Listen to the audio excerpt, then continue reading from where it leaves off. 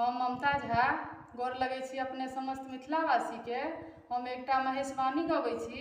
जँ अपने सबके नीक लागै तऽ लाइक शेयर और कमेंट कऽ के जरूर बताएब जे केहन लागल।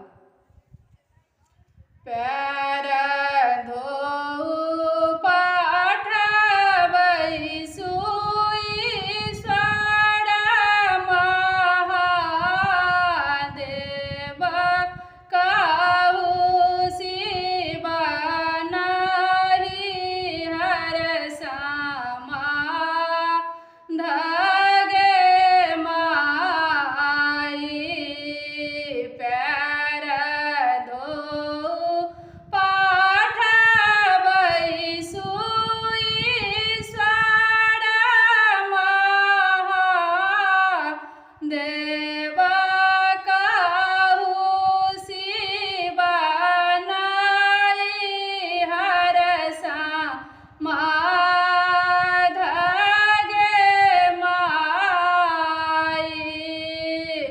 पहिला कुशल गौरी कुशल कुशल, छी दोसर में कुल पलिबा,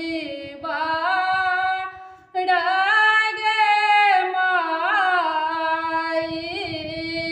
तेसर कुशल गौरी